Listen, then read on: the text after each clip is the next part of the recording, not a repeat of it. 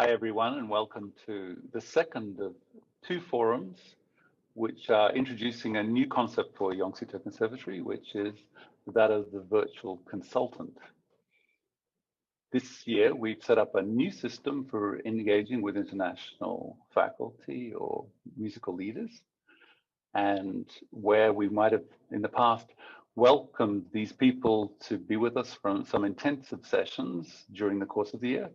We've worked instead with some consultancies, with individual young faculty or recent alumni, and so on. Last week, you may have seen Stephen Emerson working with two of our young faculty, Xiangning and Francis, looking at the developments of artistic research and what they might be working forward. Today, we have Topi Lehtipuu, who has been working with MERVIN and Jonathan, looking at dimensions of entrepreneurship, of growth, of identity, and of moving their artistic profiles forward, both in Southeast Asia and with the perspective of the possibility of a global presence. So first of all, thank you, Topi, for agreeing to do this, and thank you to MERVIN and Jonathan for being involved in this, our second presentation.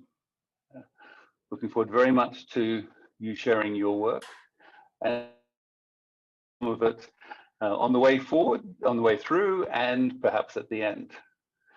So Topi, over to you for some brief thoughts and responses to what's been happening so far, and then I guess you can hand over to Jonathan. Thank you very much, Bernard, and an honor to be having been invited to this kind of a new way of collaborating, I would say, rather than teaching, because this kind of reflective research that our discussions are presenting is very much, it goes two ways also. It has all the, we hope that it will bring us all the possible fruits of an as we called kind of a walking discussion, where the ideas are, on the other hand, freely kind of nurtured, but at the same time allowing us to follow a certain kind of structure, to have a little bit of rigor and a little bit of kind of follow-up. However, we'll start with Jonathan, and Jonathan, your turn. Actually, I just realized, slightly remiss of me, but just I should give some introduction to you, Topi, of course, in terms of your mix of a leading singer, consultant, and producer and festival director. And I look at the two that you're introducing who have this multiple diversity in their identities as well. So I'm not sure in introducing Jonathan, whether you're introducing the composer or the pianist or what it is, but I guess Jonathan will tell us. Thanks, Topi. Thank you very much. So, hello, everybody. Just unlike Bernard just told there, we have a little change of plans, and we are having here MERVIN as a first discussion partner here, and Jonathan's turn will come a little bit later in 20-25 minutes. So welcome everybody to this session. Just a little bit about the structure. So we will have first a talk with MERVIN, then we will have a talk with Jonathan, then all the three of us will have a trio discussion, and in the end there is the opportunity for you, the audience, to pose some questions, kind of Q&A type of format, where me and MERVIN, we will be answering your questions.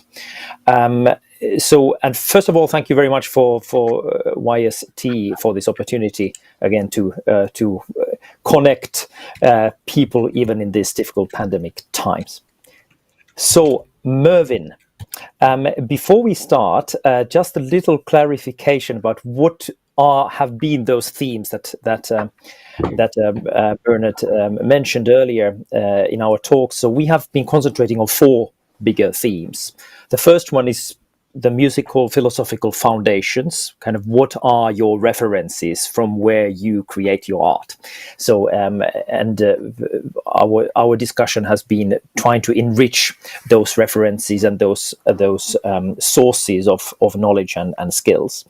Second theme has been your actual productions. What are you producing at the moment, and what kind of help would you need in order to realize all your artistic dreams? And those different elements might have been funding, just how to administrate your things, or just how to produce those things very hands-on.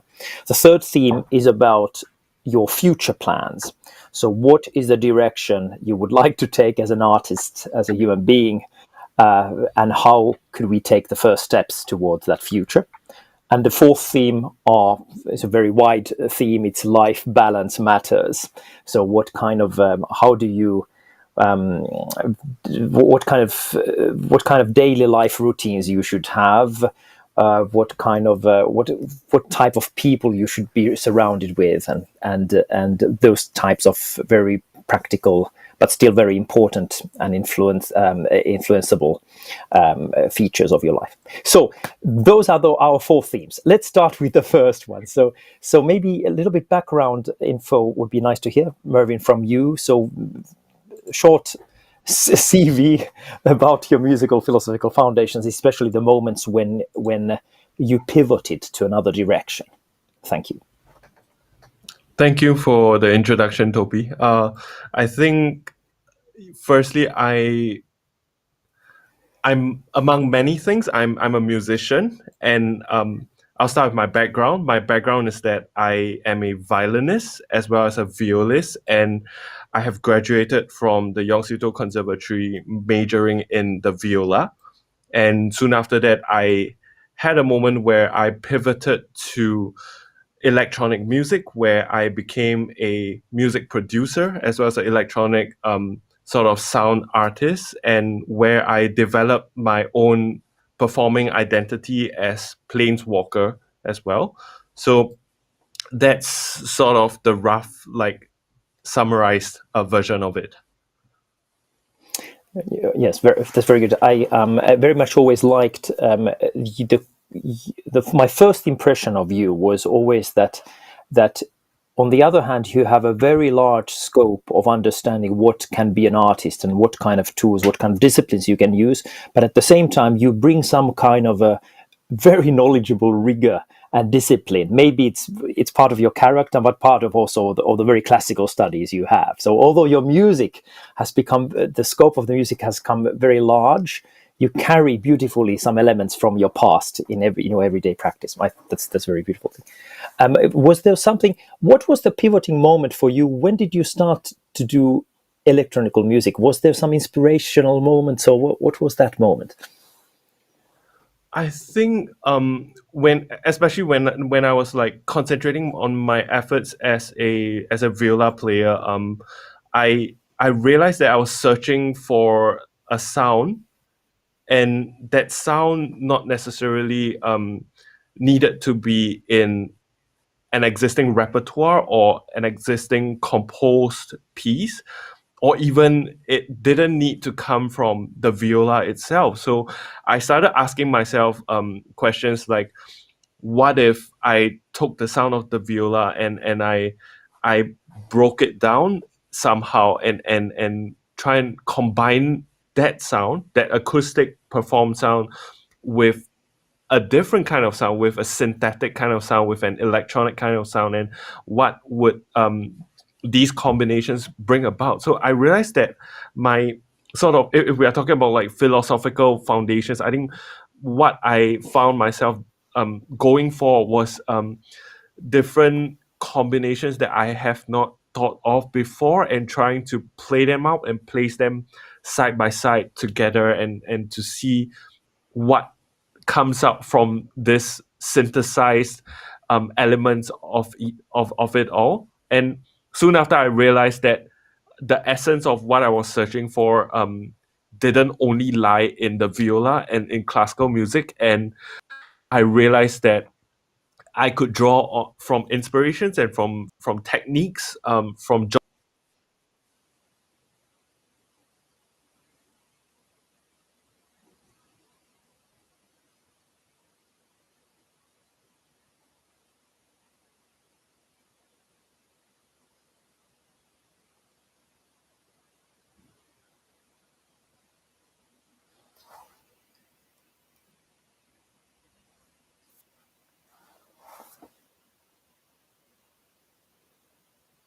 So I suppose we have lost Mervin for a while. Meanwhile, for the spectators, I'm not sure if you get Mervin or do you get me, just in case to fill in, that it has been fascinating to see Mervin's journey, just to get to know him from the classical musician towards a kind of more holistic artist who, first of all, has a big musical scope with classical music and electronic music, but also goes to the kind of visual world and combines all these elements to one performance. And we will, once our connection problems have been solved, I think we will see a video of one of Mervin's latest work, or the trailer of the video, which combines his music and some visual performances. One interesting thing about, I think Mervin is a perfect case which epitomizes the kind of the continuum. So, there you are. Okay, now just a sound test. Can you hear me, Mervin? Yep. And you can. Okay, we are back. Excellent. So, where were you? Let's continue. Where did you miss me out from?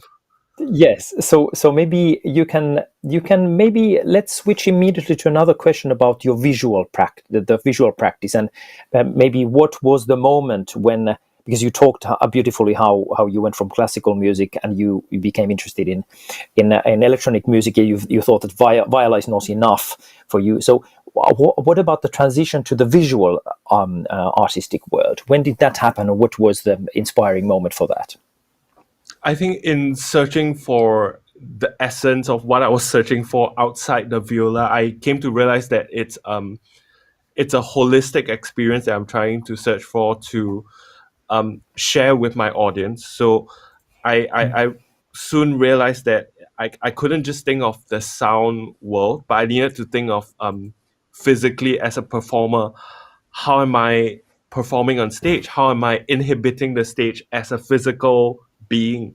And with the space, what am I doing to the space? How am I affecting the space? And how is the listener, or how is my audience feeling in that space as well? And how are they reacting? So I came to realize that outside of the sound world, the visual world, the world of touch, your other senses are extremely important as well to craft a holistic experience. And I think that's where I started to think about, okay, visually, how can that develop dramaturgically alongside the sonic developments as well? Yeah. Very good. So we are going to see a trailer of one of the latest work next. Can you tell us a little bit about that work, just where it was performed, and just a little bit of the process of how did that was performed and created? So I'll share a bit about a performance that I did last December. It was a commissioned performance by the Singapore International Festival of Arts. And this was actually a hybrid performance where I performed to a live audience. And at the same time, it was recorded and it was available digitally as well. I was performing as Planeswalker, and I was taking the audience through a complete experience and a complete immersive experience and journey through the performance as well. Yeah. Okay, so let's see the trailer now.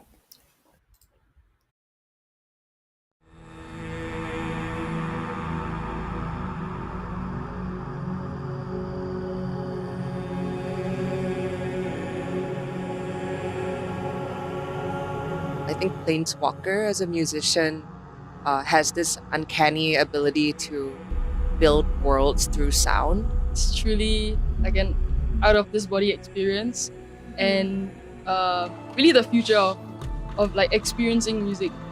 My one word would be body, just because I felt like I wanted to use my body at any point of the show.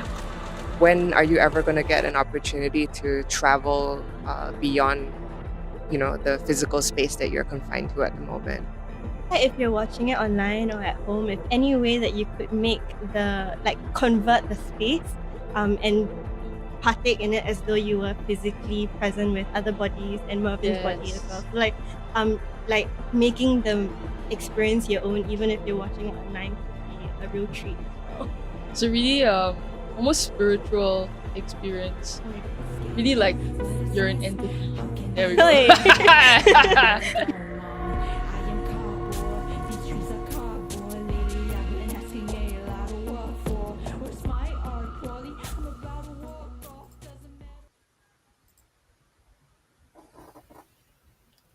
Oh, so well done. So one this trailer which we saw, bravo first of all of the whole project of Entity, that has been very much in our subject of our talks. We have. I mean, you are very independent and you don't need a lot of help. First of all, I have to say that you're ready to go out there and conquer the world. However, we have had certain discussions about this piece. Maybe you just. As this discussion is the purpose is to tell about this virtual consultant thing. Could you just tell us what we have been talking about around this entity piece?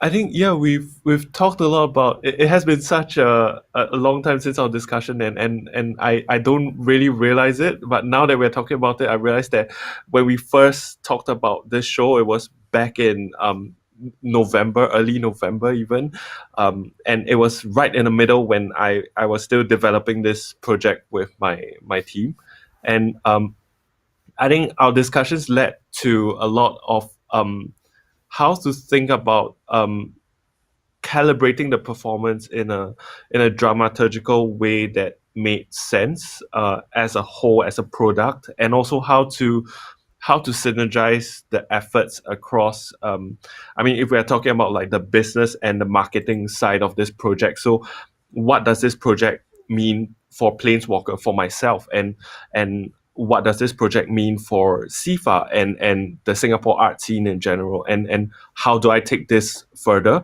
and things like that. And I think one very important point was in trying to synergize it, I sort of developed elements later on post-performance that is leading to an album release that I'm working on that is coming out this Friday actually. Exactly. So one purpose of this whole idea of a virtual consultant is, of course, to get you, the Singaporean talent, out to the world to make your art as you wish in the best way, and so that process of getting your work out there, whatever it is of course there are four big elements. So there is the content creation, the funding of it, the production of it, and the marketing of it. And now with the entity, I suppose we happily had SIFA as a funder of the project, and you were an endless inspirational source of the content. You created that with your colleagues. So we discussed a little bit about the production, but mostly about the marketing and how to get that out. Besides the dramaturgical part you just mentioned, so the idea of whom to invite to see the show, that was an important point, if I remember right, and also in which form it should be, the marketing material, I mean, thinking who will be the recipient of the marketing material, and should the marketing material be sent on which channel and in which form it should be in order to have the maximum impact. And I mean, the impact was great, and you can tell maybe later about the success you had as with that. Another thing we talked was very much about the balance of the different artistic elements. If we go a little bit backwards to the creation process, so that sorry now that I'm speaking, but I think I'm speaking on behalf of many of your colleagues as well. That when you create a multidisciplinary piece, you have stimulus for eyes, you have stimulus for the ears, and sometimes even for the body. So you are a body in the space experiencing, and as an audience member, one is a body in the space. So how to balance these elements, because the spectator, human being, is limited with its possibility to take in lots of sensory input. So how to kind of balance those elements. That was one. So some thoughts, maybe just tell a little bit where this entity piece is going now, and what are the, maybe reflecting also that maybe most important would be here, what kind of help would you need from now on in order to put the entity to the world? Mervin. So I think with the sort of with the project and with the live performance of it, and through our conversations, I've been trying to see how to create a sustainable effort. And of course, for me, this sustainability meant developing another project from this, which is the release of the album coming out this Friday. Maybe we share a little bit of the photos of this project. Yes. Excellent. Yeah, so with this, I think there were a lot of visual elements that I wanted to tie in for the next project, which is Entity as an album. And if we go on to the next picture, and so this was part of the live show itself. We go on to the next picture, and then the next picture. Yeah, so this is the key visual for the album that's coming out, also under the same title, Entity. And I think the developments next is within just a sonic medium of an album. How do I reach out to find the niche audience listeners that I should target? So I think one thing that we talked about that I felt that was really useful is that not necessarily everyone needs to listen to your music, but if you're able to find the niche audiences around the world, that already makes up a lot of numbers, and that's a huge following already to find this niche group. And because in my case, I think for my music, in general, to explain to the viewers, I don't really play with a band. I'm mostly a solo electronic musician, and I'm performing with different types of artists. Sometimes I'm performing with a movement artist, sometimes I'm performing with a visual artist, and I don't have a lead singer. I'm not singing any tracks, so I don't have the same draw as a singer-songwriter would have. So I need to find the niche audience or crowd that would listen to this kind of music as well.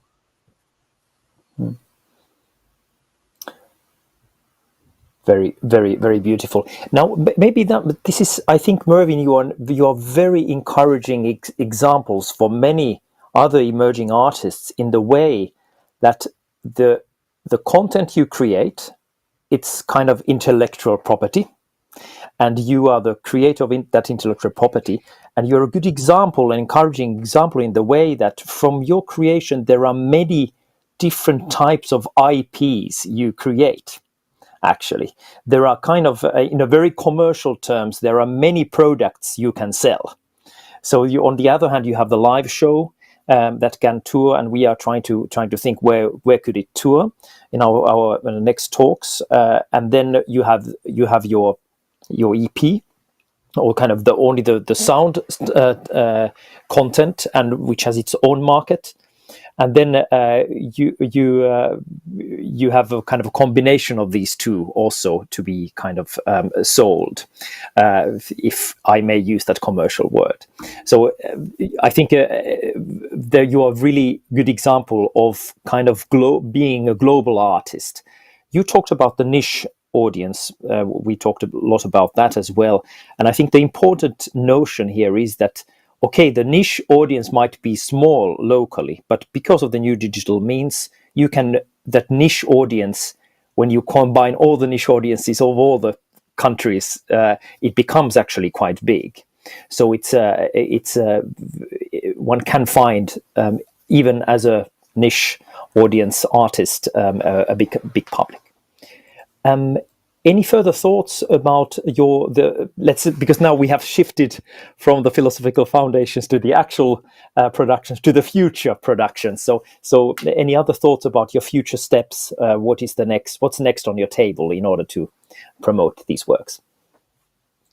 I think next on my table is to reach out to artists of a similar nature, and certainly artists that I look up to, either within the region or internationally. And I would love to just talk to them to see how they're getting by, what are they doing, what exciting projects are they working on, and from there perhaps like we see if there's a chance where we might be able to collaborate or work together in the future. And I think it's this sort of like planting seeds, and you never know when the conditions for a seed is right for the seed to grow, and it's just like planting all these seeds and continue doing the work as a farmer and putting in the hard work. Yeah. Very good. Yes, part of that, for example, we have recognized that Holly Herndon has a kind of output which you very much admire, and we have been looking not only her content but also how she markets herself and where she's playing. So so it's partially just admiration and colleagueship, but at the same time it's also analyzing that how to make your work to be more visible. So that's one very concrete step. So maybe as a next subject and last subject, a little bit maybe about the life balance matters. That kind of a big theme. Maybe just would you tell just something we have been talking about under that large title? I think it's to again with the analogy of growing seeds and planting seeds and growing a plant. With the life balance matters that we talked about, I think a lot comes down to I felt a lot comes down to putting yourself as an artist in a situation where you have a healthy support network, be it your loved ones, your family, and your colleagues, people that you choose to connect with and you choose to work with. It's important to ensure that this is a healthy network that supports what you do and what you want to do in the future. And these conditions would ensure that you are able to continue practicing and creating work in a healthy manner, and most important of all, to be able to sustain this practice going down the line throughout your life. Yeah, that's very, very well crystallized. Thank you very much, Mervin Wong, for your part. So. Just for spectators who came later along, so we discussed here Mervin Wong's work. My name is Topi Lehtipuu, and we'll move to the next part of our discussion with Jonathan Shin. Stay online. So welcome again from our behalf. We change our forum chat to this form where Jonathan and myself, Topi, are present. And as a little continuation of Bernard's introductory thoughts, so the idea of bridging the professional life and the YST talent is, of course, the topic here, and to real bit open the tools how we have been doing it. So, of course, there is a very strong tailor-made element. So I try to help Jonathan as much as possible so that it has a maximum impact. That's a very important point. And so the idea, the kind of umbrella thought for this discussion has been the kind of reflective research, so that the discussion would give Jonathan kind of tools to manage without external help. So to learn the tools of trade, not only very hands-on working, but also the thinking processes and the self-reflection. So let's start. Jonathan, so tell me, what is on your mind at the moment? Well, actually, a lot of it is like looking back at the past few months, weeks of working with you, and how I've actually been quite a different, the way I approach, say, theater right now, or approach drama, because I think that's been my huge focus for the last year or so. How it's entirely changed. So I think from the beginning I came in, I was very interested in writing. So I would say I'm a very interested amateur. Let's just put it that way. I'm like a dilettante, like, oh, I really want to write an opera.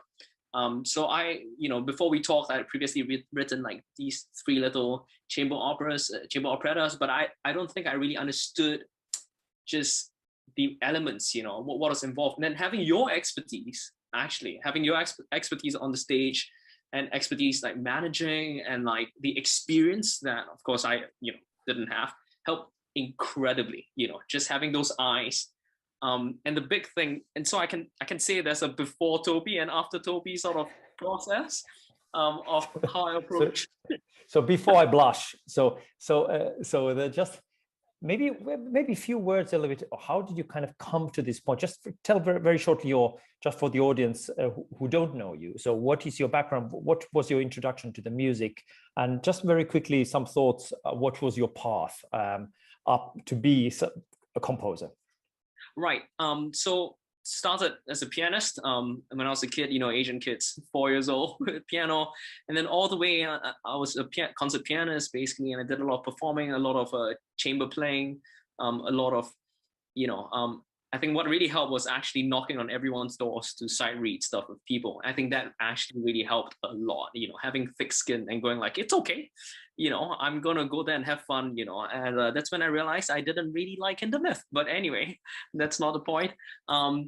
So having all these experience, like working with people, chamber music, solo music, and then improvising, hearing jazz for the first time. So I'm really trying to bring it up to speed, hearing jazz for the first time, Oscar Peterson, and then, hearing Andre Previn, Leonard Bernstein, and those were my absolute heroes, these guys. And so that process, I think, got me to, I started composing actually in 2016. Like my first commissions was a song cycle. And that actually really started me off on writing vocal music. I was very interested in voice. And I don't think I'll be lying to say if my first accompaniment was for voice. And it was Strauss Morgan. Yes. So that was my first introduction. I was 15. So I think there was always the affinity for like listening to breathing, listening and catching singers so that they don't feel like they're going to fall. I'm always there to catch them. But all this finally to today to composition, and I'm at Peabody doing my doctorate in composition right now. I think it's contributed greatly to why I'm really attracted to songs and musicals and writing operas. Yeah, this is the opera composition or writing a musical theater. I think is probably maybe the most difficult task, because you have so many elements there. You have to balance the element of the text, music, acting, even set design, light design. So that's the kind of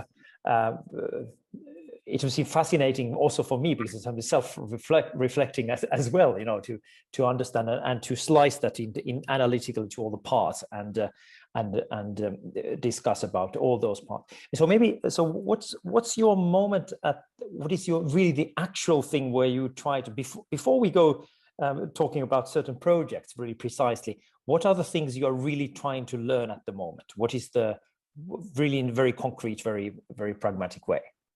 So how music and because I'm trying to write the opera in its entirety, in the sense I'm trying to imagine what the final staging is like, the concrete things that I'm like trying to learn. And I've yet to get real world experience, but I've had a lot of reading and talking with you. And these concrete things are like, how does lighting affect? How does lighting affect audience perception of the story? How do I get maximum, like we talk about minimum effort, maximum effect, right? So how do you go about achieving that sort of things? And how each story really is just a retelling, like so many there's the same story archetypes, and I'm trying to learn that. And now whenever I watch movies, it's ruined, right? I'm always thinking like, oh, Topi mentioned this, or like, oh, we talked about this in the book, we read it Into the Woods, the elements. John York book. Yeah. Yes, exactly. And I, that was sort of my Bible in this whole experience of like, oh, I don't have to think about that right before, but when I'm approaching opera, it's not just music, right? It's all these elements add together and finding out how am I changing the tension, how am I working through them, how each element's growing. And we talked about that in the very first session, and it's stuck with me. sort of the analysis of all these elements. And these, I think, are the real concrete points that I'm looking at in my current work. I'm like, oh, I'm applying these guys. And it's much easier now, right? I'm not just grasping. I'm not like, because I'm a very end product guy. I always see myself in the audience and I always imagine what's happening, but I don't actually have the nodes, NODES, yeah, the nodes behind all these little mechanisms, what's actually working. So that's, for me, the concrete. Maybe it's something to clarify for the audience. So what Jonathan here very, very, very clearly articulated, it's about dramaturgy and the different elements of dramaturgy. What are the tools of the trade in order to build a musical theater performance, composition, how to build an opera? And the book he talked about, and what I introduced to Jonathan. So the author is John York, like New York, but an E in the end. And the book is called Into the Woods. And so there are many very good guides of dramaturgy. This guide especially is about movie script writing. But I found that book to be very practical. It's easily applied to any live performances because it's quite easy to metaphorize the elements that the book teaches. So that's why I thought it would be a good match for Jonathan. So let's go now to a concrete project in which you have tried to kind of apply all kinds of thoughts what our discussions has brought to the table. Yeah, so after we talked about all this, I felt like, okay, it's time to apply it to something real. And sort of do an etude, because you talked about how in your, in some camps that you organized, some festivals, that you give an assignment of like the 3-minute opera. If you perfect the 3-minute, you're going to get the big picture. And I really like that. And I wanted to apply myself to it. So I came up with many scenarios. And one that really came out was this thing called the Werewolf, like werewolf, but Werewolf, which is a Southeast Asian legend. So, in Europe, we have the Werewolf, and here we have, the Werewolf, and here we have the Werewolf. And so that's what I'm working on right now. What does it, the Socratic question. So what does it mean? What does werewolf mean, a werewolf? You mean the werewolf? Yeah, or both. What's the idea there? So the idea is actually humanity changing into inhumanity, right? A transformation. And not necessarily by his own volition, or her volition. He doesn't really want to change, but he's affected by outside circumstances, outside fate. So that's the inner, we talk about this, inner intention, outer intention, fate, and all that. But for the werewolf, it's a very different case. It's a man who sacrifices his humanity to become a wild pig, so that he can steal things. Usually it's a poor man, so he can steal things by rubbing. By scratching the wall of the house or something, and then everything will magically disappear. And it's a very, we're gonna, I guess it's gonna be a live process, because from what it was last week, it's changed into something newer now. And I think it's more updated. So, it's gonna be the first time that the audience and you are gonna see this. So I hope I'm gonna explain it better.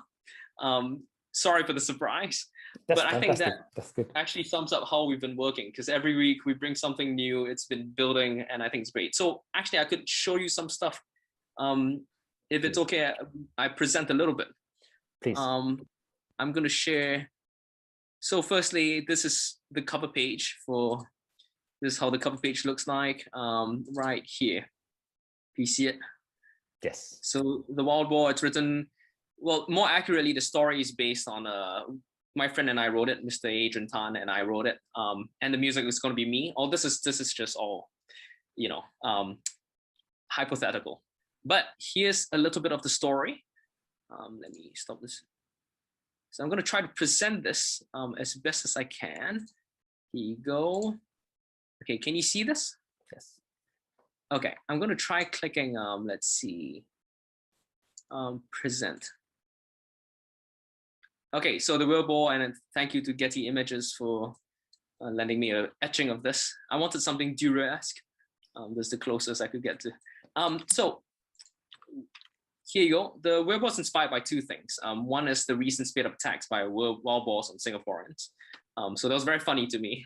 I mean, it's sad, but I was like, oh, it's a wild boar. And this Japanese legend of the babi ngepet, which is the werewolf. And you need two things to be a werewolf. You need the black robe and you need a lit candle. And you need assistance. And the assistant's task is to stay at home and sort of guard this candle while the werewolf is in action. And if the flame flickers, it's time to blow it out. Because he can transform back. Then he can transform back into human. But my opera sort of takes it differently. I'm turning away from the magic or the mechanics of this ritual, but I'm more focusing on the inhumanity of the villagers. So really the question is, who is the werewolf, right? Who in the end is the werewolf, right? There is no werewolf. It's like a Salem witch hunt. That is the point of this, right? There is no werewolf. They just need someone to blame, and they blame basically the protagonist. So that's brilliant. So that's brilliant. You kind of change the werewolf as a symbol of other, in a sense. Exactly. Very good. Exactly. And so we have themes of modernization because a land developer wants to buy over the village, but everyone, the wife of the protagonist actually wants to move up. I mean, she loves her husband, but she thinks the circumstances are so bad, and they want to, and Magda, she wants to move up, but Heiko, who is our new babi ngepet, Heiko, he doesn't want to, but for reasons we'll see later. So I'm gonna show you scene one. It's a one-act opera, and it's only 4 scenes: night, day, night, and day. So that's one scene, 4 scenes, 1 act. So this is scene 1. It's an unspecified country, Southeast Asia in the 70s. It's night. It's a rundown home with barely any furniture, and Magda is there, and she's guarding the flame. So here we have some pictures of my set. Magda waits for her husband Heiko to return home, and the home is run down. She looks very hungry, she's tired, and she guards this dying, flickering flame.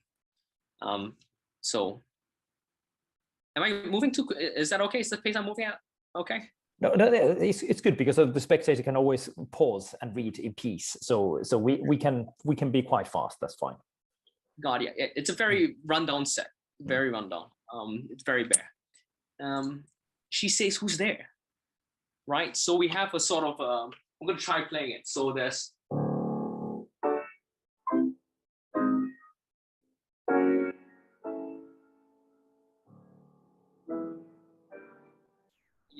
Just by herself, it's an expense of time by herself, and then she hears some leaves and she goes, "Who's there?" She's scared, right? And it's her husband. Her husband comes back home wearing black robes. Ooh, right? And we know that that's required of the babi ngepet. And Martha greets him with a basin of water, right? Wash his face. And actually, all these rituals are gotten from my culture of, when someone returns home from a funeral, we put out a basin of water. It's an act of love, right? But it's superstition, but it's an act of love.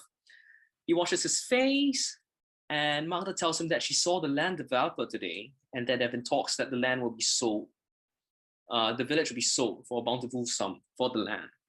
And this is a chance for a better life. You could move to the city. So right now, we already see some textures. We know the world. It's full of superstitions, black robe, candle, basin of water. There is no word so far, right? Except for who is there.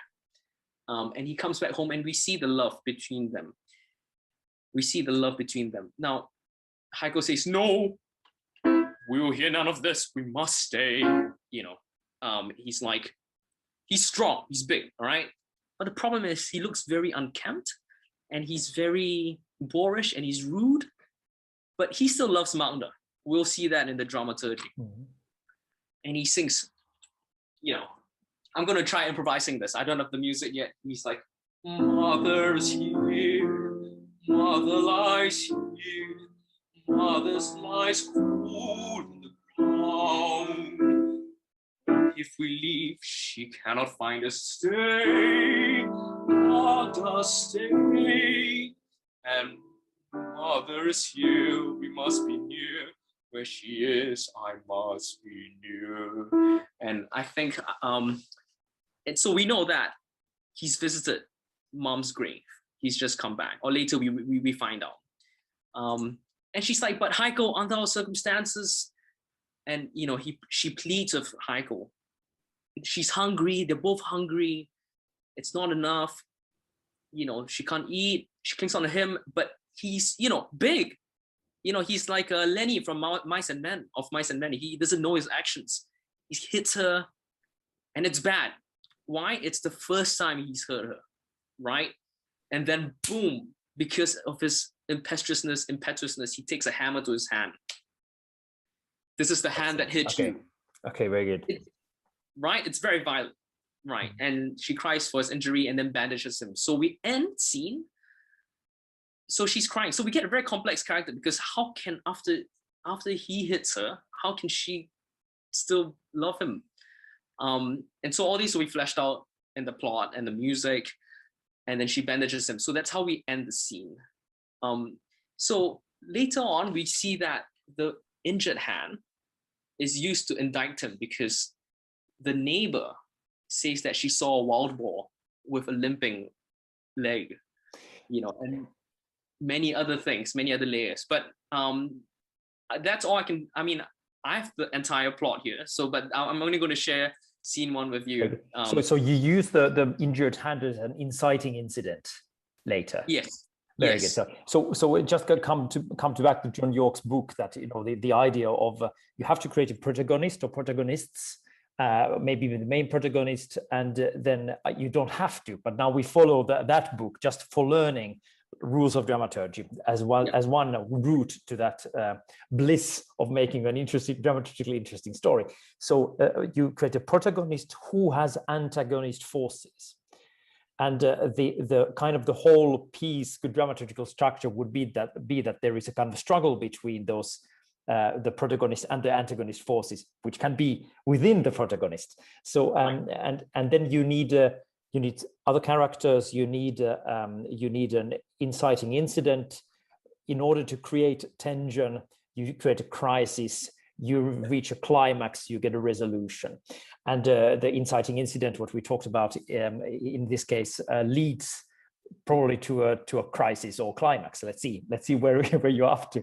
So, but one important point here, and I think again for spectators, it's interesting that our sessions have been certain kind of knowledge transfer, and I really say it's in both directions. Because I think it's important in this kind of global world. Well, we have our various education background and experience background. It's super interesting that this small opera, the origin, is a Javanese folk story. So that me as a Finnish European person, I don't try to impose my stories. However, we can meet in the same dramaturgic table and try to see what is universal between the audiences in Singapore, maybe where probably this opera will be premiered, I hope, and let's say European audiences. Because there is a certain kind of universalism, how we listen to a story, or how we are attentive to dramaturgical changes. So we try just to put that universalism into Javanese tale frame. Absolutely. Yeah, because some human traits don't change, you know, across the board. You know, there is selfishness, there is greed, right? There is always the outsider, you know, the other, the othering. And we see that culturally anywhere. It's universal, you know, doesn't matter you're in a metropolis, you know, a metropolitan country or a village. There's always going to be people who covert other things. You know, later in the scene, we find out that the land developer has taken a sort of liking, a very innocent liking to Magda, you know, and that all boils up to the final day, right? And that's when we get the crisis of, well, yeah, it's universal. These points, we all like to see something build up, something fall apart, and then we experience a sort of peripeteia, sort of catharsis. Yeah. Fantastic. Excellent. What is your time frame now to have you finished now? You have finished the plot now, isn't it? Yeah. More or less. Okay, where you have the synopsis ready. So then you go into the detail of you fill in the flesh kind of on that skeleton. Excellent. Very good. Sounds very, very good. And for what is the size of orchestra? Have you thought about that? What is the size? What is the stage size? Is that too early to ask that question? Maybe, probably. No, not at all, actually, because I mean, we talked about, so as much as we talk about the drama and musical stuff, you know, we also talked about what, you know, the real world stuff, right? You know, getting funding, you know, getting the right people to be working with you, the people who inspire you, you know, and also administration. So the size we're thinking, of course, right now, for me, it's a very chamber group. So I think it's around the size of Albert Herring, the orchestra for that, you know, but as tight as possible. And in fact, I'm a huge fan of simply piano and voices, so we can carry it around anywhere. And for me, that is most of my energies right now, because I accompany as a repetiteur back in Boston and Baltimore. So this is a good, I think I want to do that model. But on top of workshopping and all that, it's going to take a few years. You know, I'm seeing maybe 2 to 3 years. It's a small production. So we'll see where that goes. Yeah. Again, just quoting maybe something what we are going to do. I think we are going to discuss how does a word change when it's going to be composed. Just in a very, very micro level, I think we have to discuss about a little bit about that. You have such a good intuition how to do it. And you have naturally the prosody flows very easily, becomes music. But just to tell the spectator what is the scope of what we're talking about. And on the other end of the scope is that how and where we can sell this piece. So who is going to buy it? And this will be a very interesting discussion again. And I think my task is also to open the relations with the outside world so that you can present the work. How do I have a 45-minute dramatic arc? Okay. You know, am I rushing things? Or, you know, of course that is learned by experience, but you know, you have of the Zoom conversations as well. You know, you send me links, you give me a view of them, and it's just, I mean, I remember just each session just coming out, just going like, oh my God, you know, it's always so febrile, so feverish, you know. So I want to thank you. I mean, I've worked so quickly and slowly. I've learned how to work slowly as well, just like working on one thing and developing the small details. So thank you. Yeah. So thank you. Thanks for your words, and thanks for YST Conservatory to let us have this dialogue. And I think the biggest winner, I hope, is the audience one day when we hear your piece and tell a fascinating story for the movie. And so thanks, Bernard, for this opportunity and this phase. And now we go to the next phase of our discussion, to be continued. Thank you very much for spectators so far. Bye. Hello all, and welcome back to our YST forum. We are here with Mervin and John in order to summarize a little bit our talks, tell you what we have been talking about. We have been having these discussions under 4 main themes. The first is the musical and philosophical foundations, references. Where do you kind of come from? What have you been studying in order to create new things? Second thing has been the actual productions you are doing at the moment, and especially what kind of administrative issues, challenges you have there. Very practical hands-on producing things. The third thing is the future plans, future productions, what kind of direction you're going to take in your life, because it depends what you choose, which productions you choose, that kind of leads where you go. And the fourth thing is life balance matters, which is as broad as it sounds. So maybe as a first question to you, John, about those musical, philosophical references and foundations. So what kind of journey our discussion has been about those things? Have you learned new references, or I think you're very rich in references? And on the other hand, what kind of things you would like to hear or to be talked about in our later discussions after this session? Yeah, so I come from a place of I started as a concert solo pianist basically, and then collaborative, working with a lot of singers, and outside of music, I've been looking. I mean, I've since I was maybe 19, 18, I've been very in love with literature. So poetry or plays, and I feel like the natural sort of combination of that just turned out to be opera. It's just a place where there's an intersection of text and music and how they interact in space with each other into vibrations. And so right now I'm currently working on a one-act opera, as we talked about. And I've been drawing from my experience of previous experiences of, say, working as a repetiteur for Don Giovanni, being involved in playing in the music, and I've been I've basically worked as music director in different operas, little, interacting with singers, and those are the sort of musical references and even text references, how these composers set the music, how they set the text to music. I've been drawing from that.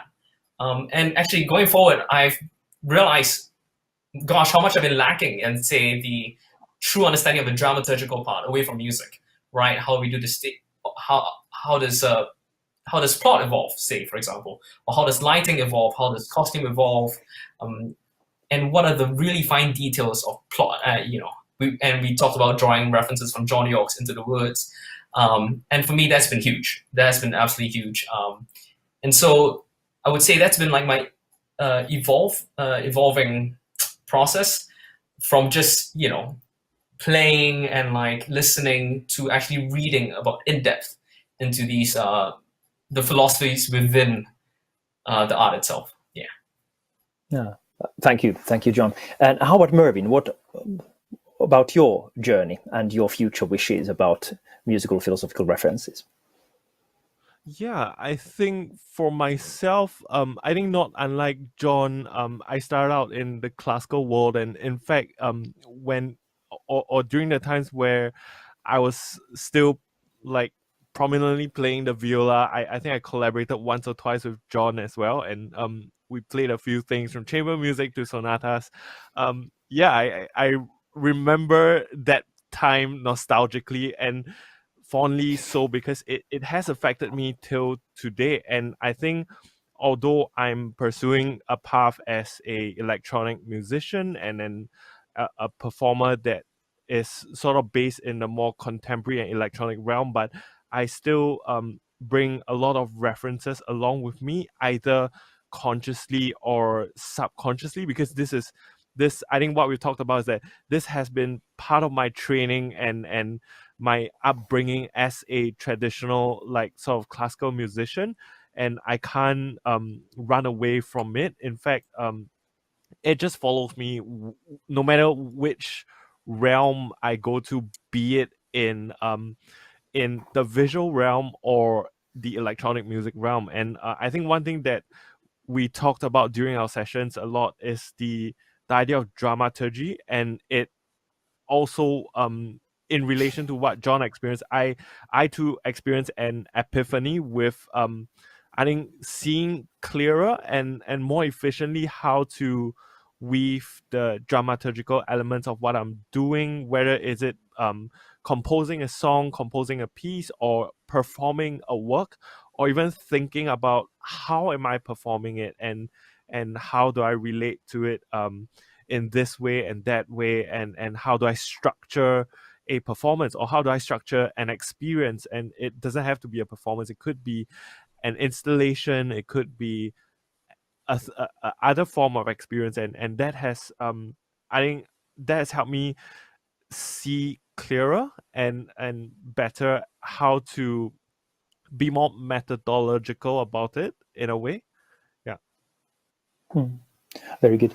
How about then, maybe John, your turn, about the more practical productional aspects of your work?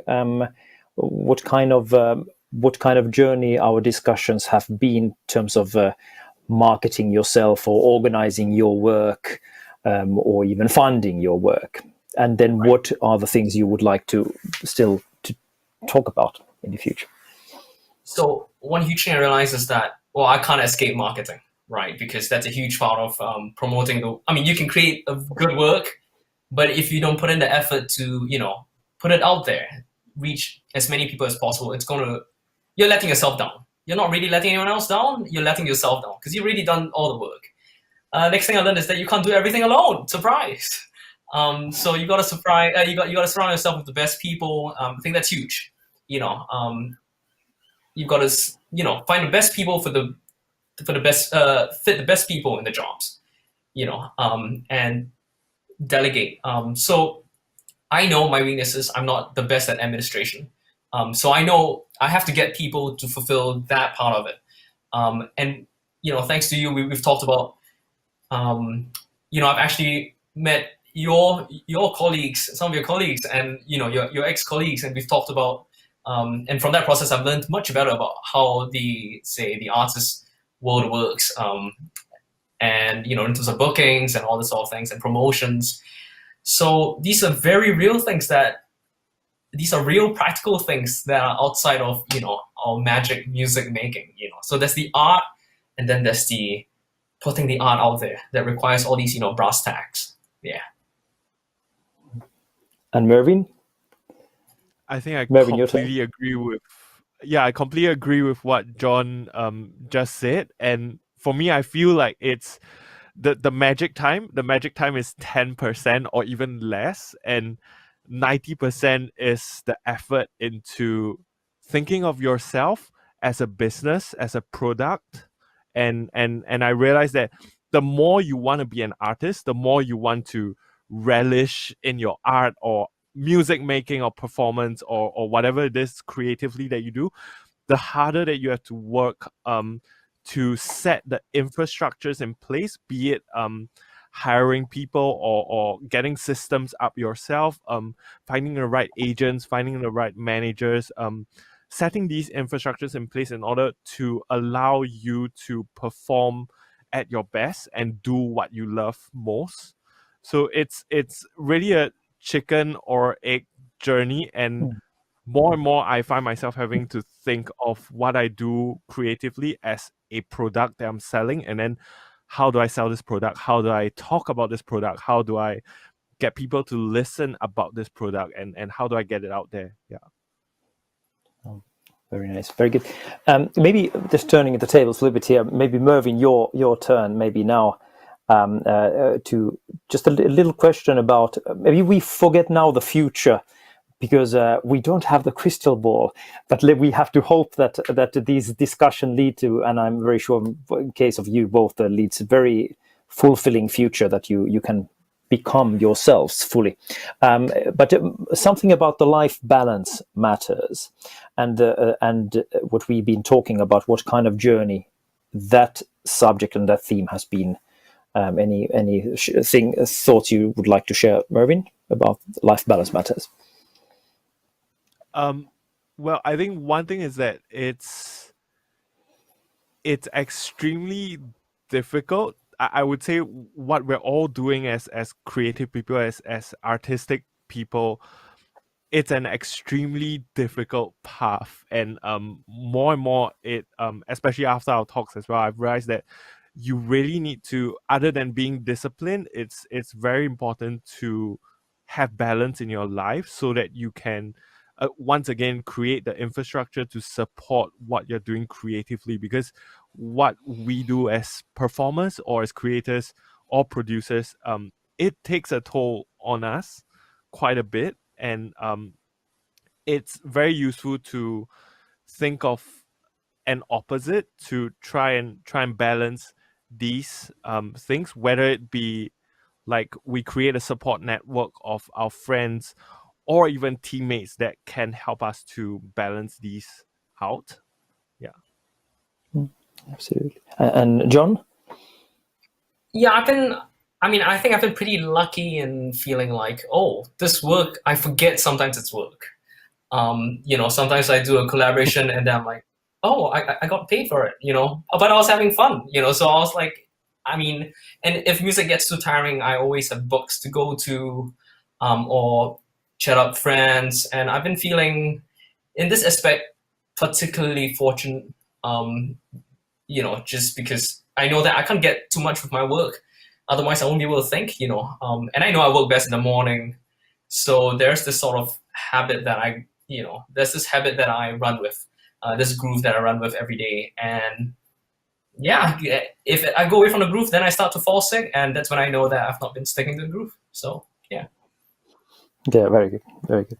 Yeah, the life balance matters are important. Not necessarily that we have been discussing a lot about that, but who do you love? Who are you loved by?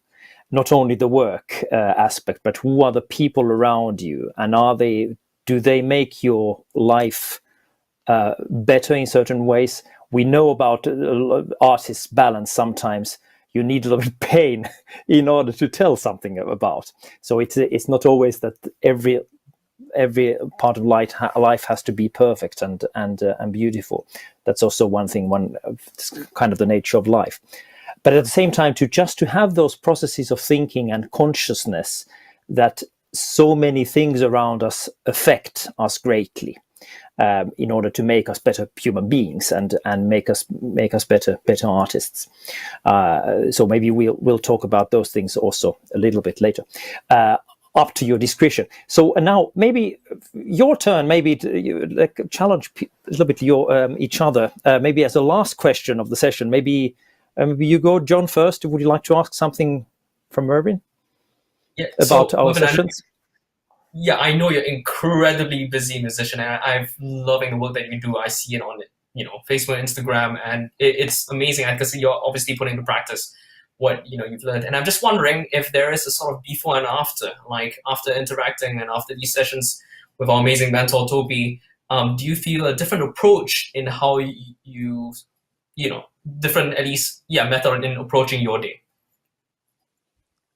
Thank you for the question, John. I think one thing that I feel different after interactions with Topi is definitely and this was something that I shared with Topi very recently as well, is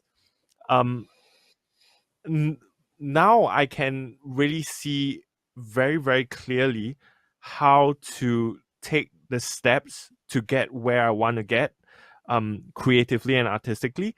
So before, I think I felt it wasn't that I was lost, but I was trying a lot of different things, and I wasn't like taking a step back to say like, hey, let me take a look at recollect and take a look at what is the path ahead.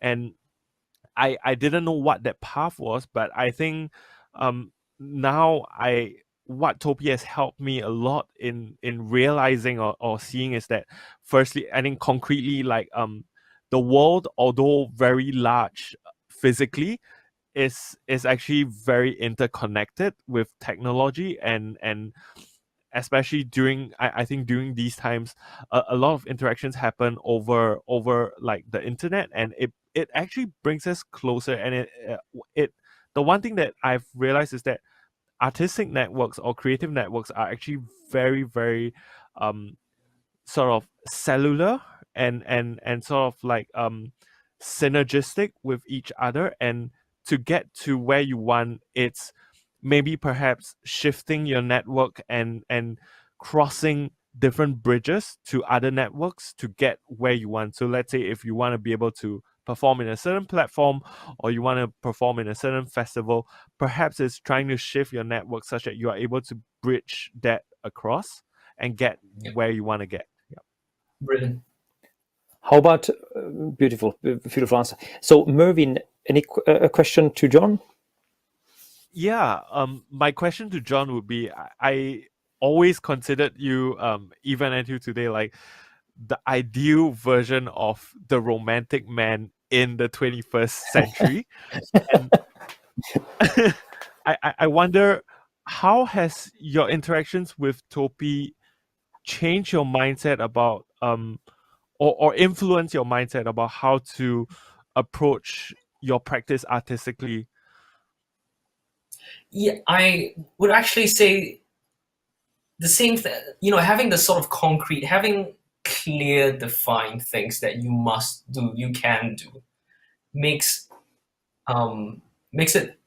Yeah, it makes my job in a sense that I can see it clearer. It becomes easier. You're not just floundering in the dark, right? So the amazing thing is that Topi is like, let me be me, and so I'm still doing the things that I would do, whether or not in a universe that I've not met Topi in, I would still be doing the things I would do. But in this universe, thankfully, that I've met him, I feel like these things are like, oh, okay, these are the steps that we need to take, and then seeing the magic inside, like knowing the mechanisms of the magic inside art.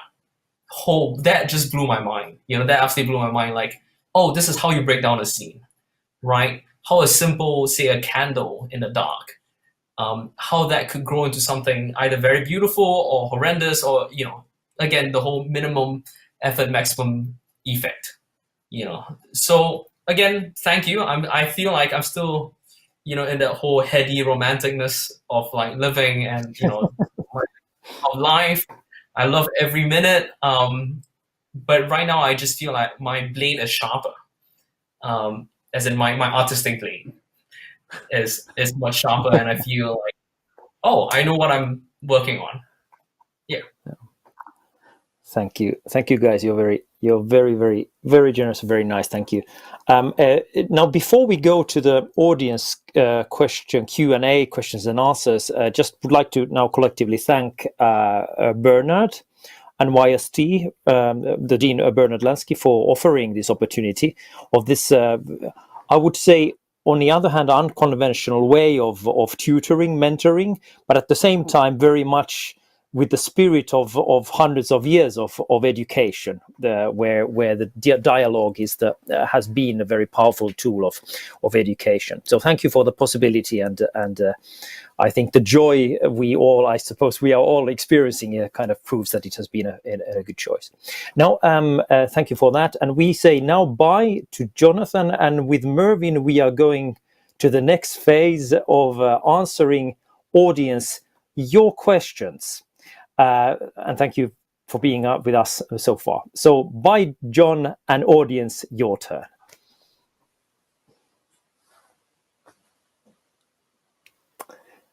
Now we are back. So Mervin, just testing the sound. Can you just say something? Aha. No, we don't hear you yet. Hi everyone. Hi. Say hi. Okay. Yeah. So we are back here.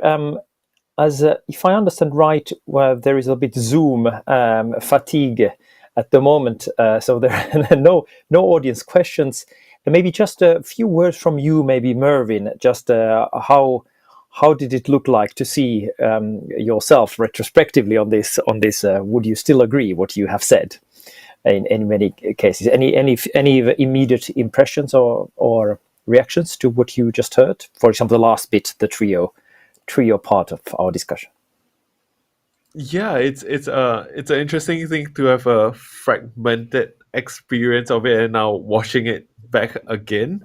I really enjoyed witnessing John's conversations with you about developing his opera and producing his opera, and those are fascinating things, and I look forward to meeting John, because like we're both in the same country actually, and we're both like in Singapore.